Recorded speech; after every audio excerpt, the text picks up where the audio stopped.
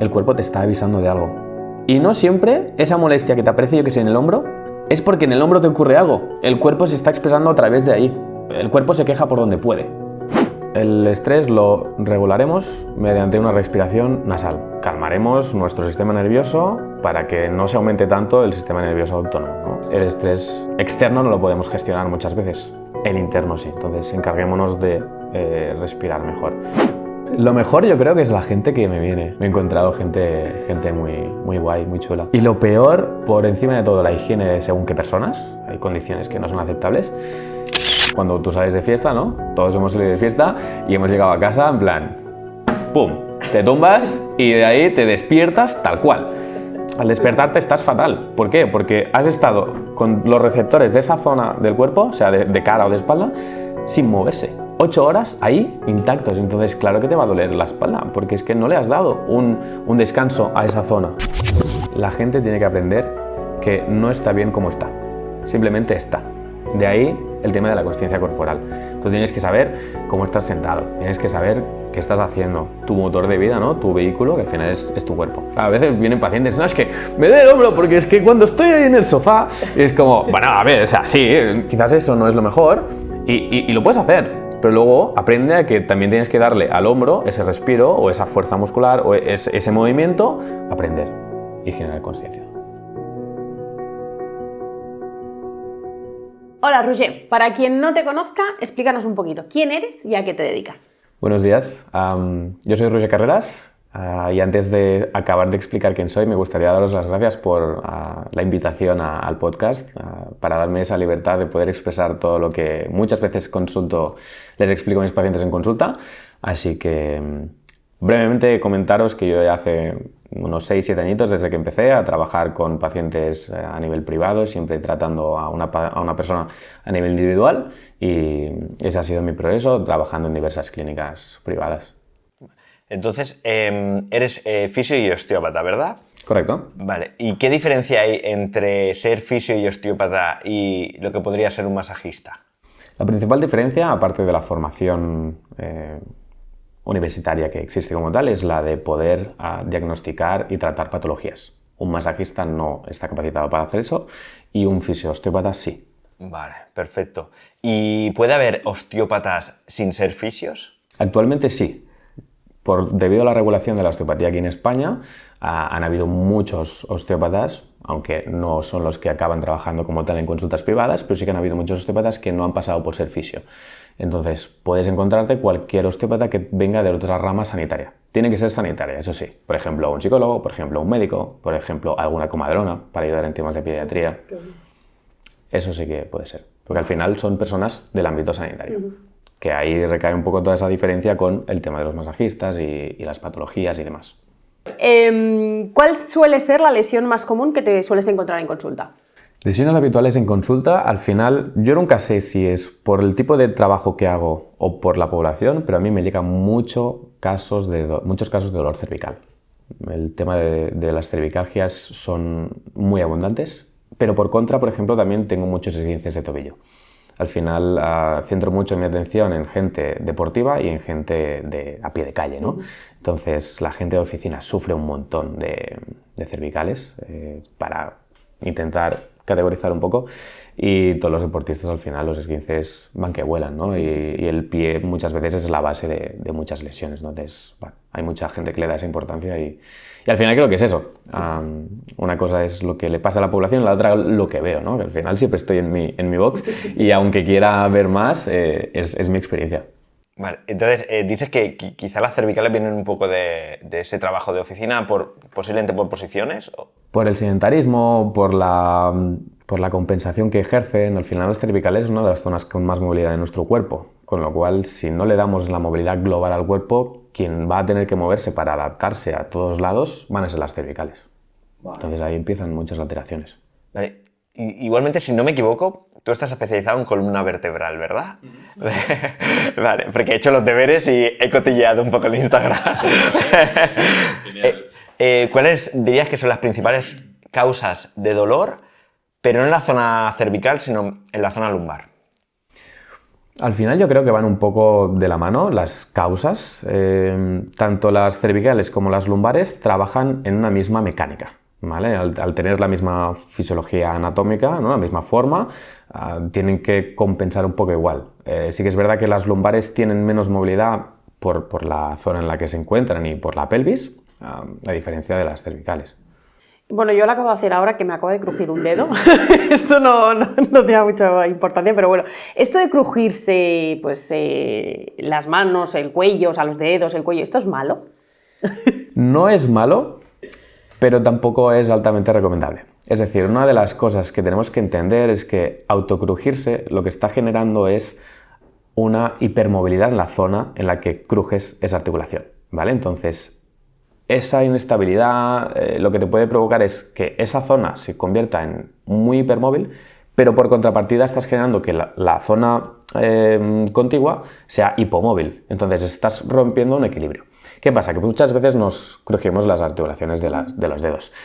Si tú lo que haces es un chasquido en compresión, aquí estás metiendo una hostia a la articulación que flipa. Entonces no es lo más sano. Si tú buscas un eje de tracción, ahí el gas que suena, ¿no? el gas que sale de esa articulación será lo más respetable para tu cuerpo.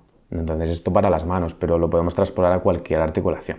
Vale, o sea, a la columna también sería exactamente lo mismo, o sea, sería malo también. Claro, es que al final las vértebras que tú quieres autocrujirte normalmente son aquellas que ya están más móviles de lo que deberían. Entonces, ya me avanzo quizás a otras preguntas. Mi misión es, entre comillas, ¿no? Mi objetivo es manipular o movilizar aquellas estructuras, las vértebras, ¿no? Si estamos hablando de las vértebras, que no se mueven, no las que ya se mueven, porque las que ya se mueven ya están demasiado móviles. El problema recae en las que están ahí demasiado fijas, por así decirlo. Bueno, y entonces, o sea, yo por ejemplo de pequeño siempre jugábamos a lo típico de crújeme la espalda. ¿Y quién no? ¿Y quién no? Todos lo hemos hecho. Esta de cruzar, ¡cra! O apretándote contra el suelo. Así que es verdad. Pero esto yo ya, si lo hacías tú, perfecto. Entonces, sí que es verdad que al final notas como cierto alivio, ¿no? Cuando te crujes. Entonces, ¿a qué se debe? ¿Se sabe lo que se debe? Sí, esto está muy descrito, no me quiero enrollar mucho en tecnicismos, pero esa manipulación, sobre todo a nivel espinal, ¿no? A nivel de la columna, genera un efecto antiálgico, ¿no? De disminución del dolor, para que me entendáis todos, brutal. Entonces, lo que estás haciendo es neuromodular la respuesta del cuerpo, porque tú le estás dando un estímulo al sistema nervioso de subida para que el cerebro diga, ha cambiado la situación, ya no hace falta que mande más, para que me entiendas, policías, bomberos, ambulancias, a resolver el problema, ¿vale? Entonces, a grosso modo, es un reset para la situación. ¿Qué pasa? Que muchas veces te vas a poder volver a autocrujir porque estás manipulando esa zona que ya es demasiado móvil. Entonces estás creando una necesidad. Crear una necesidad no es bueno para el cuerpo, ¿no? Ya que hablamos de hábitos y demás cosas aquí hoy. O sea, sería como un vicio o algo así. Entonces, cuando se convierte en un vicio, necesidad, estamos hablando de una posible adicción, sin que llegue a ser una adicción, ¿no? Pero lo podríamos llegar a tolerar de esa manera. Hostia, qué bueno. Vale, entonces, evitar... No es malo, no te vas a morir, pero lo que deberías es ir a tratarte con algún fisiosteópata como tal, ¿no? Principalmente un osteópata, que después, si queréis, hablaremos un poco de esto, de las manipulaciones sí, no, quién tiene más potestad para hacerlas. Pero hay que entender un poco la situación de por qué está pasando eso siempre, porque hay ese eslabón ahí, esa pieza débil en el cuerpo. Vale, ahora vamos a centrarnos un poquito más en la columna, sobre todo en hernias discales. La pregunta del millón. Sí, yo tengo que avisar que yo sufro de dos. Vale. Luego doy mi punto de vista y mi experiencia, ¿vale? Problema. Y a ver si, porque quiero saber primero, a ver qué nos dices tú y luego a ver si va acorde un poco con lo que yo percibo como persona que la sufre, ¿no? Antes que nada, para poner a toda la gente que nos está escuchando o viendo en contexto, ¿qué sería una hernia discal? Al final, una hernia discal es una salida del núcleo discal, del núcleo pulposo como tal, ¿no? Debido a una rotura del anillo fibroso que lo envuelve. Es decir, el disco tiene dos partes, su capa externa y su capa interna. Cuando se rompe la capa externa, sale la parte de dentro y ahí normalmente sale hacia algún lado. ¿Qué pasa? Cuando sale en su eje central no es tan complicada porque con mucho tocará algún ligamento, tocará alguna estructura sensible y ya está. Pero cuando se lateraliza, ahí es cuando va a comprimir esas raíces nerviosas, ¿vale? Luego también tenemos las protusiones, que van en relación, ¿no? Hernia, protusión, ¿qué es peor, qué no? En la protusión simplemente es la salida del disco entero. O sea, se abomba todo. No me malinterpretes. No es que salga, ¡pum!, te has quedado sin disco. No, simplemente se deforma o se agranda para no complicarnos la vida, ¿no? Y puede, o no también, comprimir esa raíz nerviosa, ¿no? Entonces, tanto hernias como protusiones tienen eso. Para hacer una comparativa, que me gusta poner ejemplos para que la gente a pie de calle lo entienda mejor. Una hernia discal podría ser como la lava de un volcán, ¿no? Cuando un volcán erupciona, va saliendo lava. Según hacia dónde vaya esa lava, puede ser peligrosa o no. Vale, ok, perfecto. Entonces, me estás comentando que puede haber que algunas tengan sintomatología y otras no. Correcto. Vale, y las que no tienen, ¿es malo que haya pasado esto? A veces ni lo sabes. Es decir, tendríamos que hacer un estudio a todas las personas de hoy en día para saber si tienen hernias o no y saber si tienen sintomatología o no. Al final tú puedes vivir con una hernia y ni enterarte.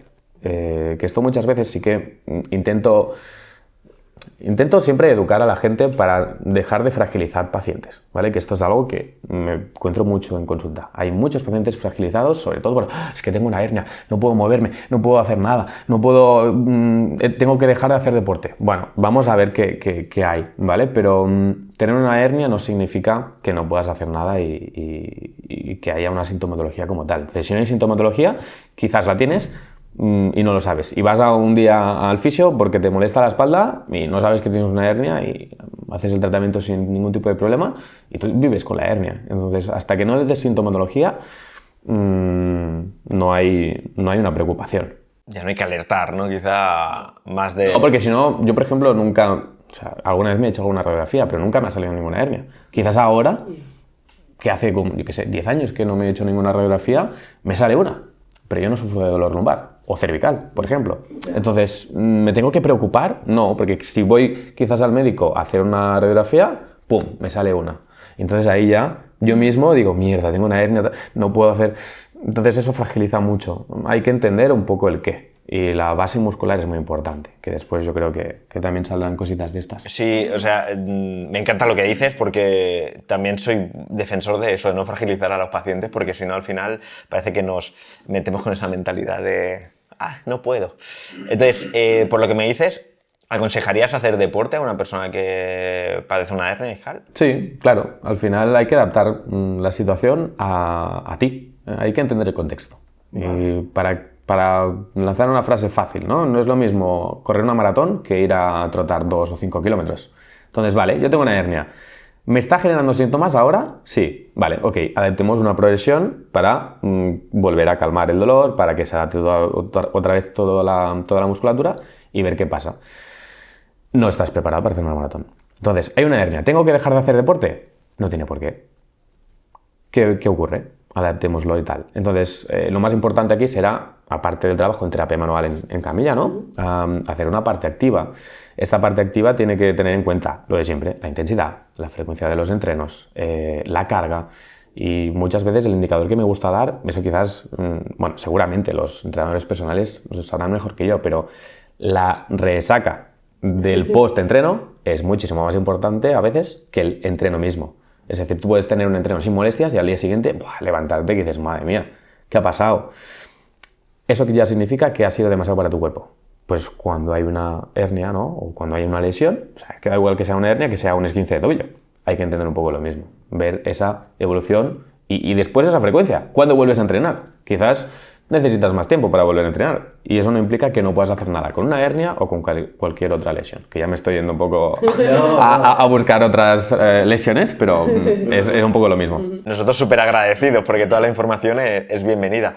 Entonces, que comentas un poco quizás al día siguiente, ¿no? Cuando puede llegar a padecer ese dolor, ¿no? Que en el momento no lo estés sufriendo y al día siguiente... O a veces, si estás muy agudo, ya te saldrá el momento. O si estamos hablando de un paciente súper agudo, con una hernia discal, con irradiación, sea en el brazo por las cervicales, sea en la pierna por las lumbares, pues no puede hacer deporte.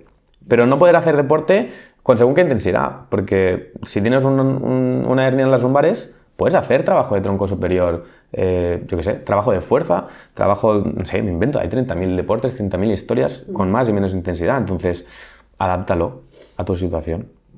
Pero al principio es eso, si hay una situación muy aguda, primero hay que calmar el fuego, ¿no? Hay que calmar esa inflamación para que todo vuelva un poco a la normalidad.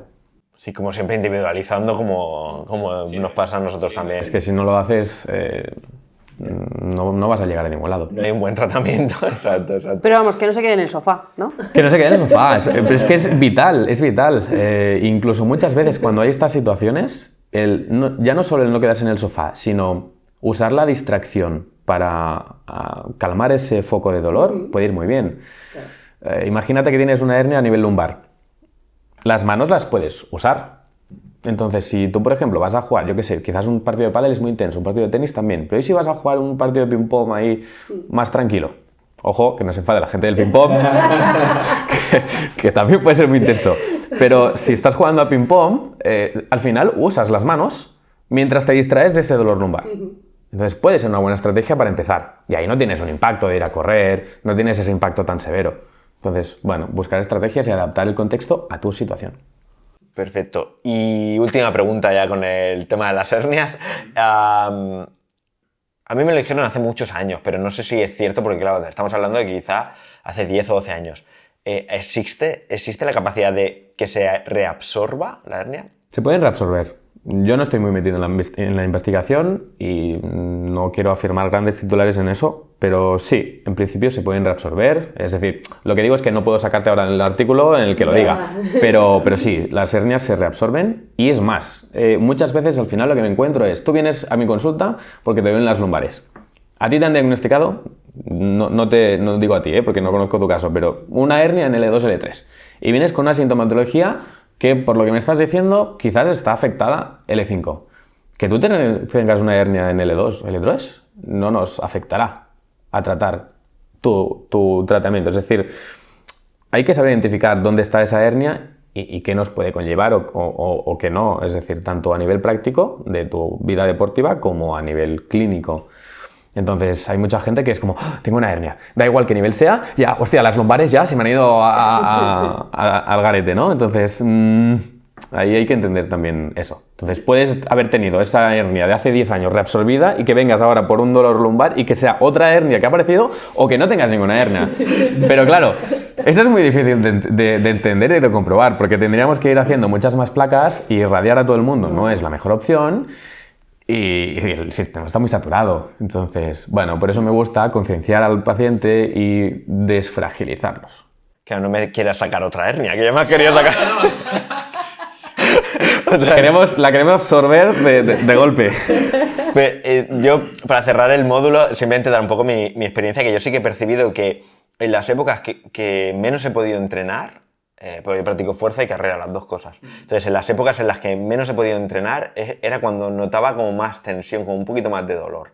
No sé si tiene algo que ver o no, pero bueno, yo lo percibo así. Y cuando me lo diagnosticaron, era una época que prácticamente no hacía nada. Y yo sí que notaba dolor. Y entonces, pues nada, me lo miraron y ya está. Pero ya ni me acuerdo. Pues que además, lo que estás diciendo es así. Cuanto más músculo tengamos, más protegida estará esa lesión. Sea una hernia, sea lo que sea. Necesitamos el músculo para proteger nuestro cuerpo. Si no hay músculo, habrá dolor. Entonces, ¿cómo salimos de ese bucle? Porque a la que tú empiezas otra vez a hacer algo de deporte, algo de ejercicio, algo de musculación, hostia, dolor, agujetas, estás falta de ritmo, no estás entrenado. Entonces, claro, hay que superar un poco esa barrera para volver a activar el cuerpo. Pero al final es eso. Si tú entrenas la fuerza, protegerás tus lesiones y las acompañarás a mejorar. Si no, no. Entonces eso es lo que dices, es que estoy con ese dolor. Buah, ¿y cómo salgo de ahí? Bueno, paciencia. Perfecto. Desde tu experiencia, ¿cuál dirías que es el deporte que tiene un mayor índice de lesiones? Así que te encuentres más... Bueno, los siguientes nos has comentado, pero sí. ¿de qué deportes vienen? No sabría responder no sabría dar una respuesta concisa porque no tengo datos a eso. Pero quizás os diría el fútbol pero por la prevalencia de gente que juega fútbol. O sea, estadística, ¿vale? Entonces, saliendo de ahí, Yo, por ejemplo, he visto muchos jugadores de pádel, de básquet y runners, que al final es la gente con la que me muevo y por mi bagaje. Al final yo he sido jugador de básquet, ahora de pádel, y he tenido alguna mini época de correr, pero bueno, no me considero un runner como tal, ¿no? Entonces, cada lesión al final tiene su foco. Si hay un deporte más lesivo o no, simplemente os diría, deporte de élite lesiona, el deporte como ejercicio físico a nivel de sociedad en unos estándares normales, está genial. Mira, justamente has dicho que ahora practicas pádel, porque, claro, yo he hecho los deberes, como comentaba antes, y he entrado en tu Instagram y he visto que vas a muchos eventos de pádel.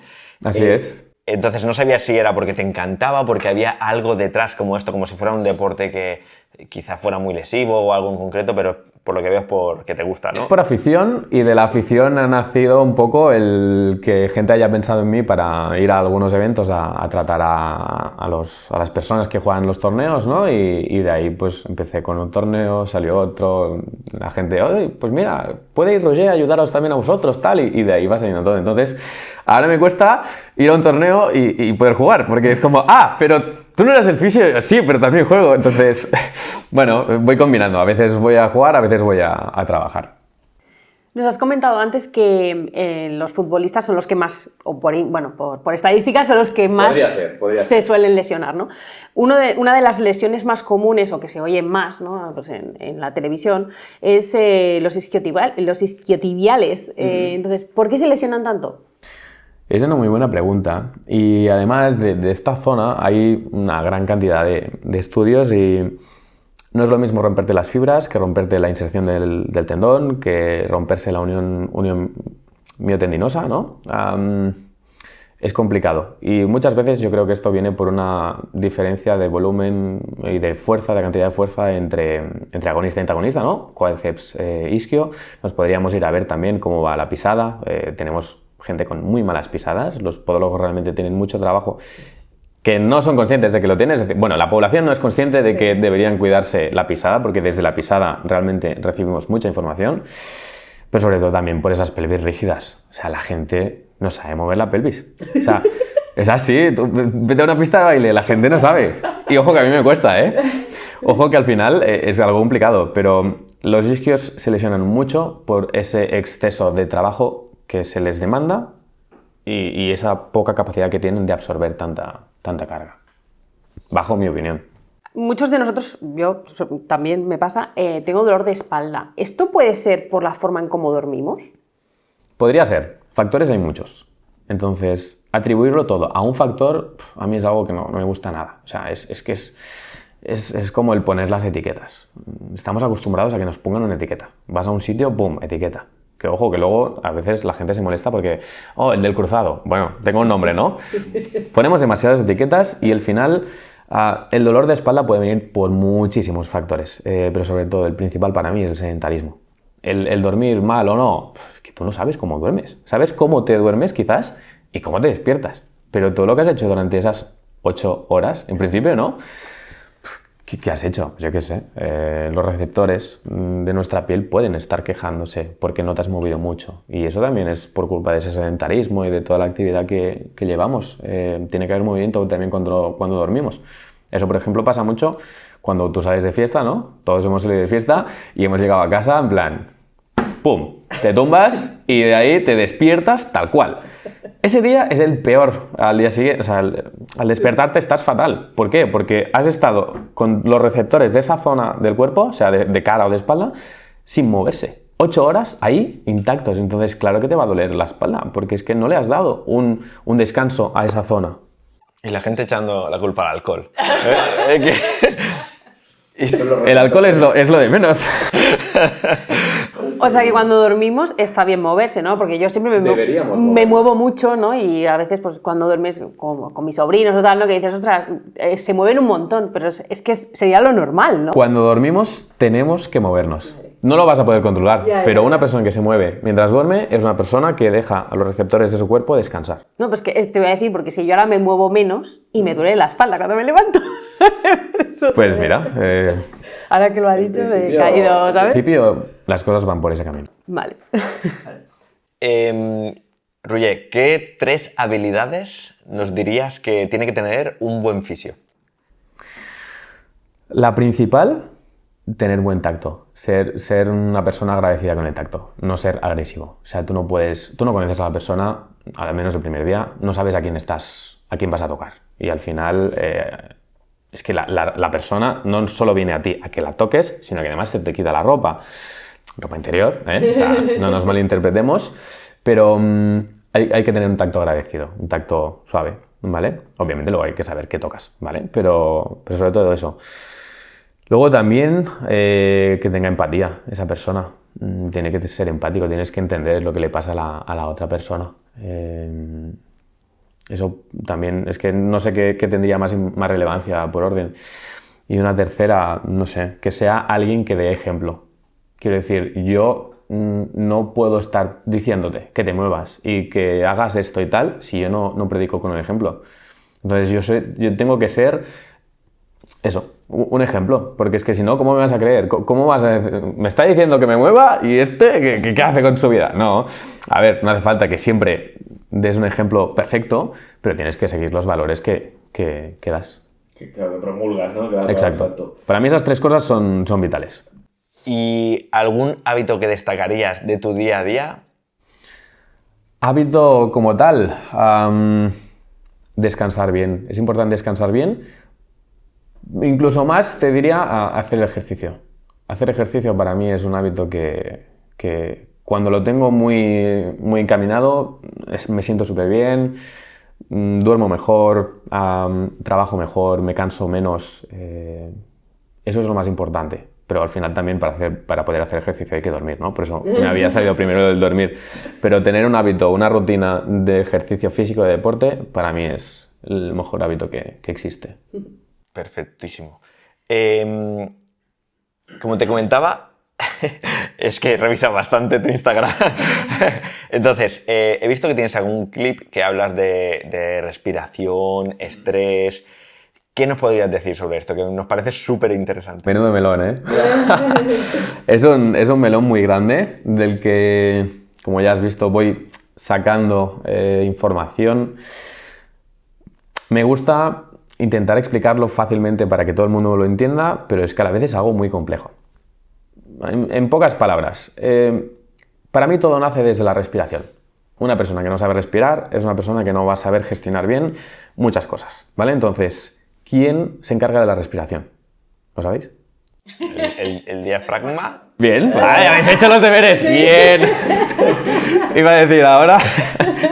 El diafragma, sí, así es. El diafragma es quien se encarga principalmente de la respiración. Y al final es que es una estructura que tenemos en medio de nuestro cuerpo que se tiene que encargar de distribuir la presión entre el tórax y el abdomen. Entonces, ahí ocurren muchas cosas. Si eso no funciona, por anatomía, por neurología, como queráis llamarlo, se verán relacionadas también las cervicales, ¿vale? Entonces, luego si queréis os explico más cositas de estas, pero va a generar un aumento del estrés el no respirar bien, ¿vale? Porque tenemos una hiperpresión torácica. El diafragma no respirará bien. No sabemos respirar por la nariz, con lo cual respiraremos por la boca. Una respiración bucal hace que se eleve el sistema nervioso autónomo, ¿vale? La parte del sistema nervioso que regula nuestras funciones autonómicas de las que no controlamos. Entonces, si ya tenemos un estrés externo, sea social, laboral, deportivo, el que sea, imagínate si te lo generas tú mismo. Entonces, ¿qué pasa? Que cuando una persona te viene y te dice, no, es que me duele, da igual, el hombro, las cervicales, la lumbar. Vale, ¿quién eres? ¿Qué te pasa? ¿Y en qué momento estás? En plan, ¿puedes respirar? Sí, vale, vamos a hacer. ¿Estás a tope? Bueno, pues como no haya presión, ¿por dónde va a petar? Pues por donde el cuerpo flaquee, ¿vale? Entonces, por eso digo que es un buen melón, porque me cuesta ceñirme a una misma frase, porque se disparan muchas cosas. Y al final, ¿qué pasa? Lo que decíamos antes, gente sedentaria, gente de oficina. ¿Cuánta gente te ha dicho, oh, es que no puedo hacer deporte, no tengo tiempo? Trabajas lejos de casa, o tienes desplazamiento, o tienes niños, tienes que ir a llevarlos al cole, luego vuelves a casa, se te hacen las 6, 7, 8 de la noche. ¿A qué hora haces deporte, no? Entonces, es un problema regularlo todo. Y por eso al final mi manera de resumirlo es que el diafragma lo regula todo y la respiración por inercia, ¿no? Van tanto de la mano. Y las personas a lo mejor que sufren de ansiedad o, bueno, pues, ataques de pánico, etcétera, ¿no?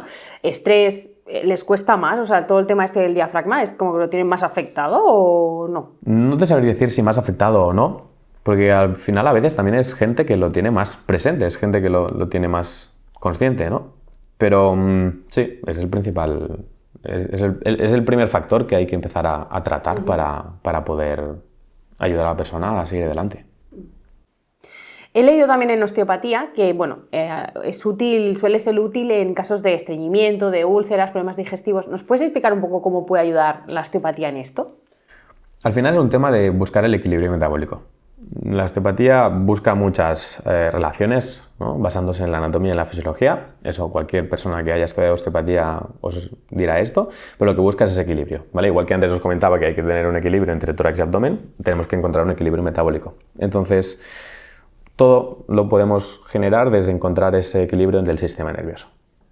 Gracias a tratar ese sistema nervioso podremos ayudar a equilibrar todo eso. Vale. Volviendo también al tema digestivo. A través de la palpación, o sea, vosotros palpáis, ¿no? Las vísceras y demás, podéis notar si hay... Eso dicen, ¿eh? Eso dicen, ¿no?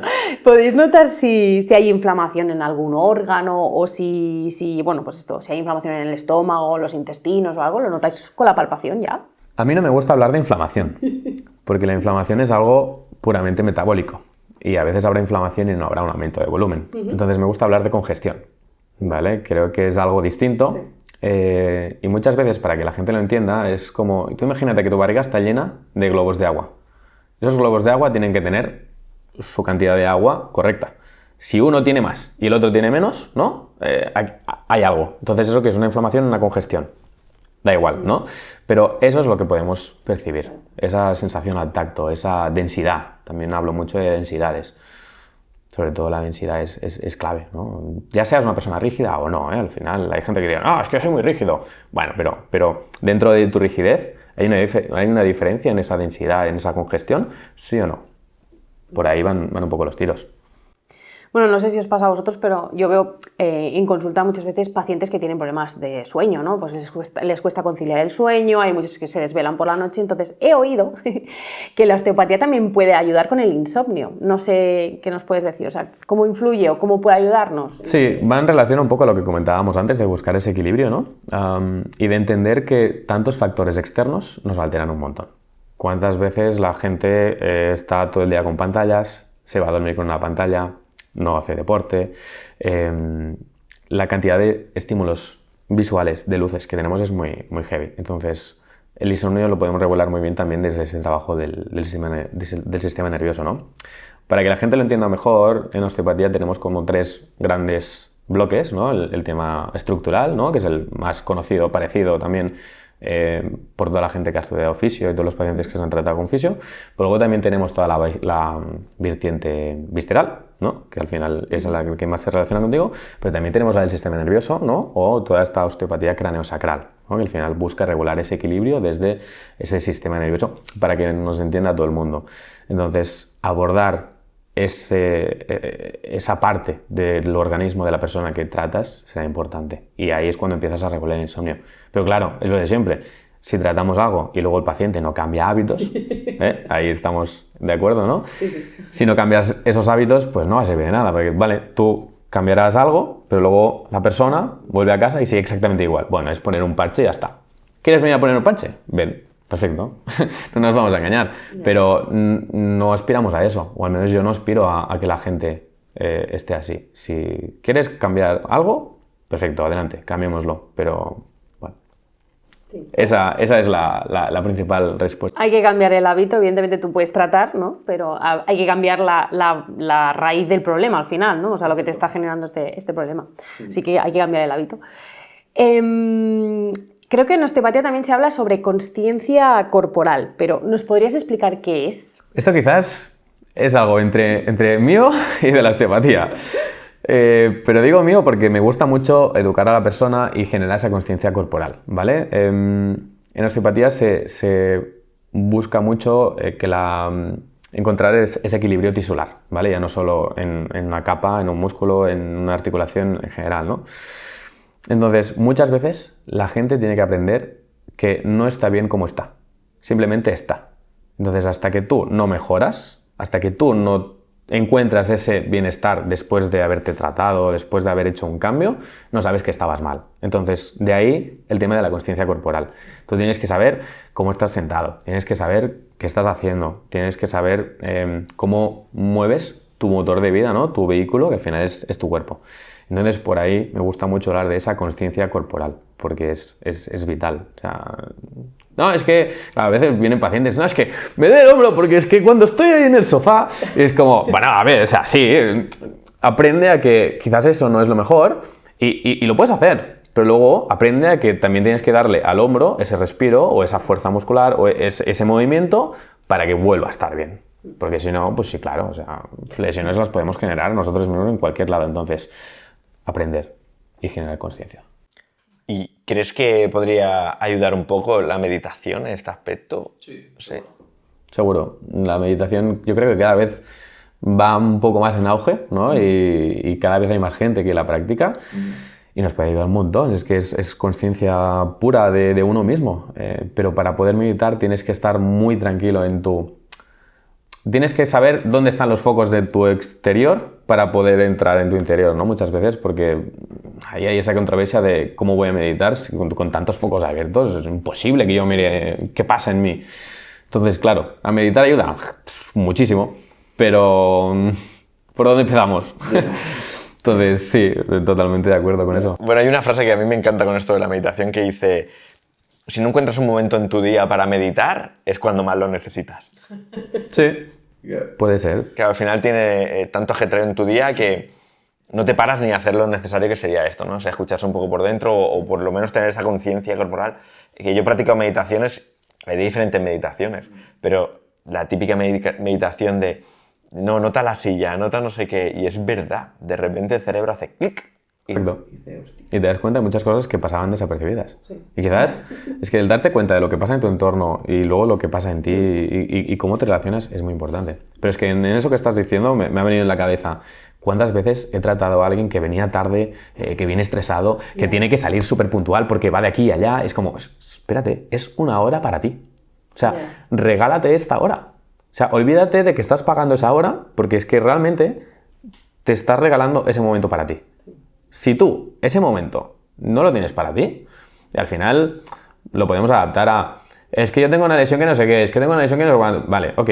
Independientemente si es una lesión más traumática, si es un dolor X, todo se puede adaptar a que ese momento tiene que ser para ti. Si tú generas esa consciencia, adelante. Pero si tienes que estar ahí en consulta pendiente es un caos. Entonces ahí tampoco ni meditas, ni generas conciencia, ni educas, ni cambias hábitos. No, claro, brutal, porque si te lo paras a pensar, si no tienes una hora para cuidar tu vehículo de vida, estamos jodidos. Por eso, volviendo, perdona que te corte, volviendo un poco a lo de los hábitos de antes, ¿no? El hacer el ejercicio, hay que encontrar tiempo. Da igual si es cada día o es cada X días, pero hay que encontrar esa rutina, ese hábito que nos dé ese subidón, ¿no? A nivel de personas. Sino que a veces, o sea, que vivimos en una sociedad que vamos tan estresados que al final, muchas veces, si no escuchas a tu cuerpo, es como que no estás escuchando pues, un dolor que tienes, o tal. Al final es como que te vuelve, el dolor se vuelve sordo, ¿no? Claro. Eso es lo que antes te explicaba, que con esa palabra queda muy bien, muy bien entendido. Sí. Se queda como el dolor sordo porque no, y cuando te paras y estás, pues esto, ¿no? Que tú dices, consciente de tu cuerpo y dices, ostras, es que aquí me molesta y no me había dado cuenta hasta ahora porque no me he parado. Que sí, o sea que... ¿Cuánto no habremos escuchado? La típica persona que coge vacaciones. Tal cual, es que es así. A la que paras, ¡pum! Cae todo. Cae todo. Hostia, es que todo el año esperando vacaciones va y me pongo enfermo. Oh, es que me he lesionado. Total. Bueno, claro, es que ibas ahí, frena y vive.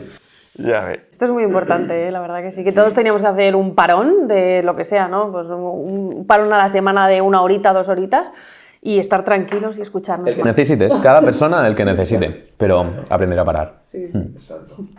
Vale, y para terminar un poquito el bloque de osteopatía, ¿hay alguna enfermedad o condición de salud que diga, o sea, que esté contraindicada para poder llevar a cabo un tratamiento? Ajá. Estaba pensando que esto también puede ser un gran melón, ¿no? Pero lo intentaremos resumir un poco. La respuesta corta es no. no hay nada contraindicado, ¿vale?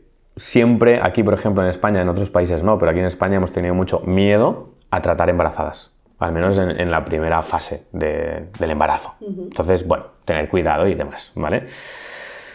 Pero yo os lanzo una reflexión. ¿Cómo va la osteopatía, o la fisio, da igual, cómo va una persona con sus manos a realizar algo dañino a otra persona?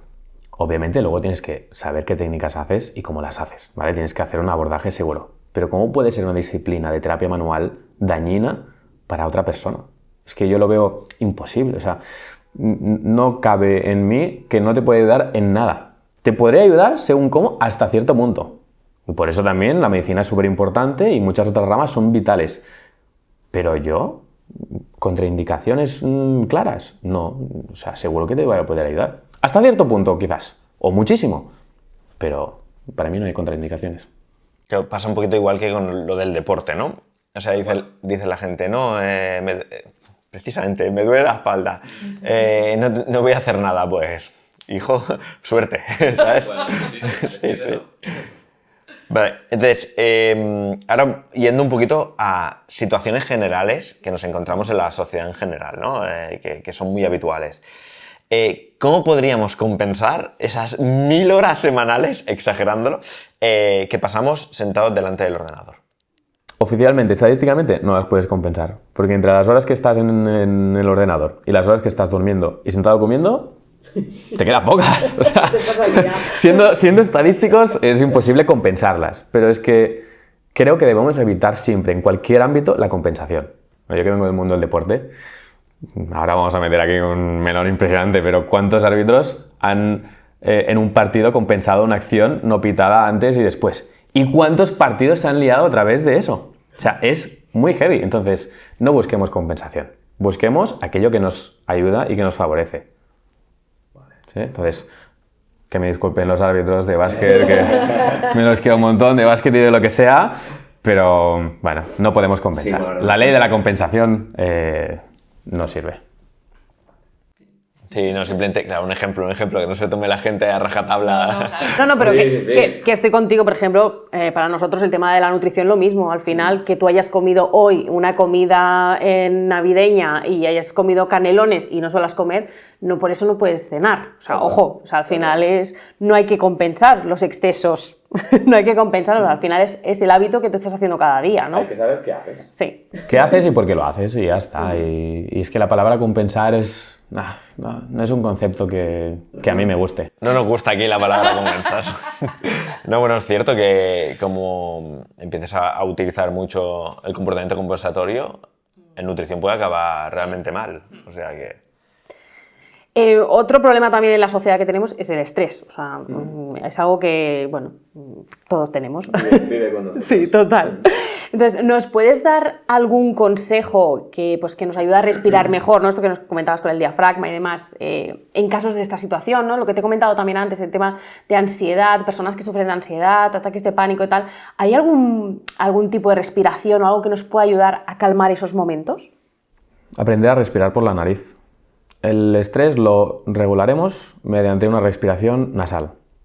Cuando empecemos a respirar por la nariz, calmaremos nuestro sistema nervioso para que no se aumente tanto el sistema nervioso autónomo, ¿no? Esa parte del sistema nervioso que habíamos dicho antes que va por solo.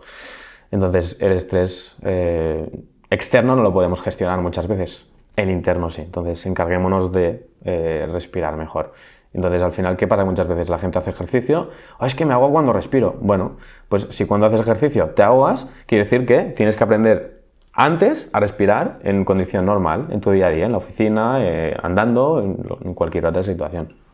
Para mí ese es el primer punto a tener en cuenta. Y esto que vemos en las películas de la bolsa no funciona, ¿no? Es que no me ha venido a la mente. Ahí, si salen las películas, quizás sí, ¿no? No te sabría explicar exactamente el mecanismo, pero sí, bueno, esto seguramente los psicólogos que puedan venir por aquí lo sabrán explicar mejor, juntamente con la parte mía fisiológica, que ya la he dado, ¿no? Pues el siguiente que venga que lo explique mejor. Pero sí, tener herramientas para eso puede ayudar y seguro que la bolsa irá bien. Seguro que tiene alguna explicación. Sí, seguro. Sí. El momento así de, de estrés máximo. Vale, volviendo un poquito más, o sea, saliendo de la parte psicológica, volviendo a la parte fisio, ¿hay algún consejo para la población general que puedas darnos a nivel de prevención de lesiones? Que hagan ejercicio, que se muevan y que se evite el sedentarismo. Eso es lo primordial. Y sé que me repito un poco, pero es que si eso no lo tenemos claro, o sea, para que me entiendan un poco, mi manera de pensar, una lesión no se va a curar por sí sola, ¿vale? Una lesión se duerme, se queda ahí. A no ser que ayudes tú, ¿no? Con movimiento, con terapia manual, con lo que sea, a avanzar con ella y restablecerla. Entonces, tienes que hacer algo. No puedes esperar a que se resuelva todo. Vale, perfecto. O sea, hay que tomar acción al final. Como, sí. ¿Qué nos puedes decir o qué opinión tienes sobre las típicas cremas tipo Fisiocrem? Sí. Sí. ¿Qué nos puedes decir de estas cremas? Las cremas no son milagrosas. Lo que hace la crema, o sea, el efecto de la crema viene por la terapia manual. Es por lo que tú haces con la crema, ¿vale? Esto en mi posición, en mi consulta, ¿vale? ¿Qué puede hacer una persona cuando se pone una crema? ¿No? Pues está genial que te la pongas. Muchas veces será placebo, muchas veces no. Las cremas funcionan y hay que saber utilizarlas, pero tampoco hay que depender de ellas. Que yo creo que hay mucha gente que depende de esa crema, ¿no? Es que no tengo la crema. Bueno, antes que ponerte 30 veces una crema que no te está funcionando, busca soluciones. Como por ejemplo, ir al fisio, ¿no? El osteópata, ir a donde sea. Haz algo, toma acción. Pero no dependas de esa crema. Es que no me está funcionando, es que llevo ya 3 meses así. Bueno, 3 meses ya pasan, ¿no? Quizá con lo que te has gastado en crema, ¿no? Podrías haber ido al fisio. Es así. Quizás a lo mejor habría que utilizarlas en momentos más puntuales, ¿no? Pues esto de, oye, pues me duele la rodilla hoy, ¿no? Pues me la pongo y a lo mejor sí que te calma, ¿no? Claro, y hay cremas más neutras, más terapéuticas, y hay cremas más preparatorias para el deporte o para el postdeporte. Y por eso digo que hay que saber usar esas cremas y saber con qué finalidad las usas, pero no son milagrosas. Precisamente de estas cremas como predeporte quería hablar. Hay cremas que son como para calentar la musculatura, ¿no? Como para ponerla, imagino que a tono antes de... Básicamente es adaptar el metabolismo a la situación de estrés que le vas a generar al cuerpo. Es decir, antes de un partido, de un entrenamiento, de lo que sea, aplicarás calor por norma general. Tú cuando calientas, ¿no? Lo que buscas es aumentar la temperatura corporal para que esté todo más dinámico y preparado para la acción. Cuando acabas, pues lo que quieres es volver a la calma, con lo cual está más indicado ese frío, esa parada. Entonces, están bien esas cremas, son guays. Una buena comparativa es si, por ejemplo, no usas cremas, ¿no? Todos los deportistas, sobre todo en la élite, cada vez se ve más la gente deportista que calienta en manga larga a muerte. No sé qué evidencia tiene eso, si funciona o no funciona, pero es otro factor que ayuda a mantener esa temperatura corporal y a estar mucho más activo. Entonces, ¿las quieres usar? Perfecto, adelante. Pues ojo, tampoco te pases, que las cremas de calor a veces queman. Que hay gente que ¡buah! Se unta, se baña en crema y es como... cuidado. Yo quiero hacer un hincapié aquí, que alguno nos estará escuchando y dirá, me unto en crema y así adelgazo, ¿sabes? Porque claro, la gente como quema, pues no se ponían las bolsas de basura para sudar más.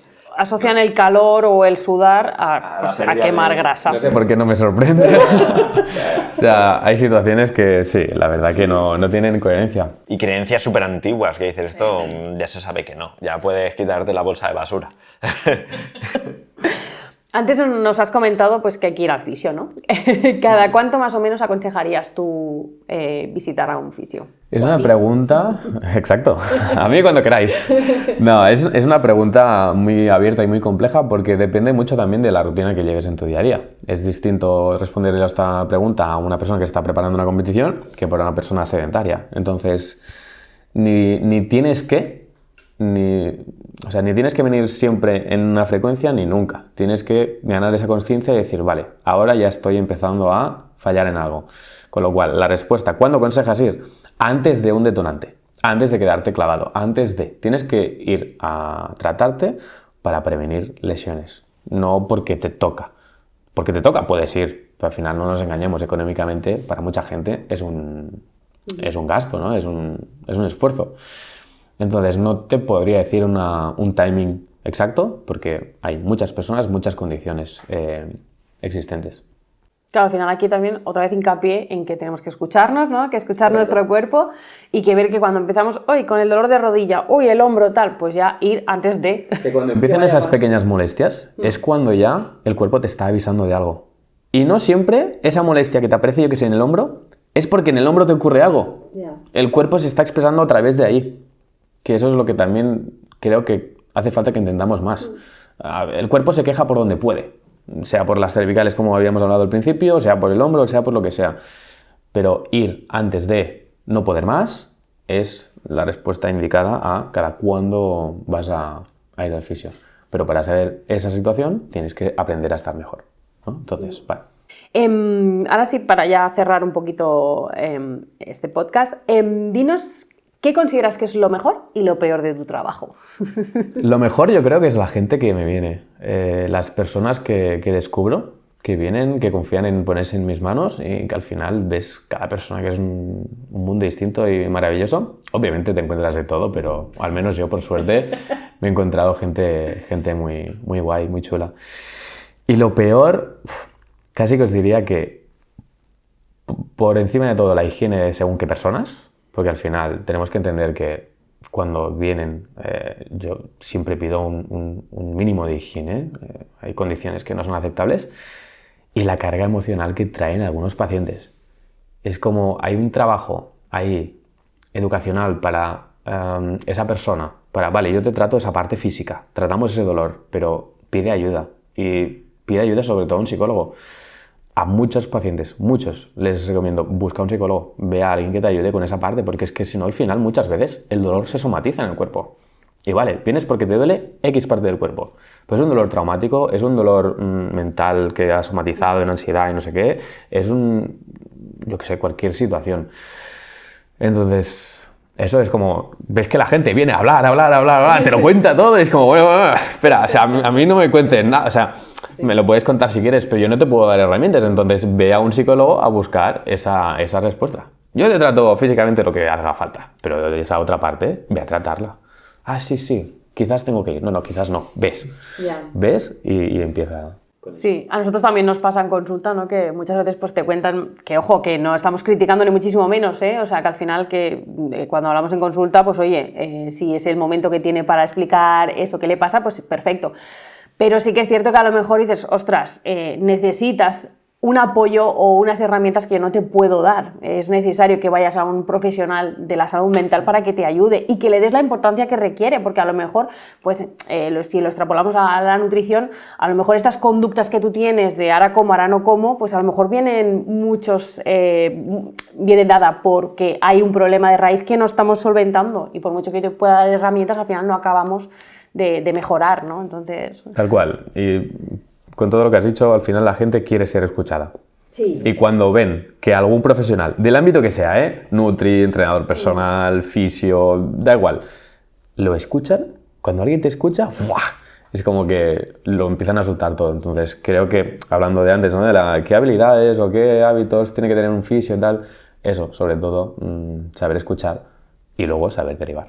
Yo voy a hacer un pequeño paréntesis de justamente, volviendo un poquito a aquel short que se viralizó. Sí. Es que justamente, no sé en qué capítulo era, hablábamos de esto, que uno del contenido que se nos viralizó era simplemente el de la escucha, de pararte a escuchar a la gente, ¿no? Y ayer estábamos grabando otro vídeo nosotros y hablábamos de esto, de que las personas al final, o sea, ¿cómo se ha podido viralizar ese contenido? ¿Por qué? Pues simplemente porque la gente es que es lo que necesita. Porque se está perdiendo la comunicación. Sí. O sea, estamos comunicándonos a través de pantallas. Eso no es comunicación. O sea, ¿dónde está el face to face?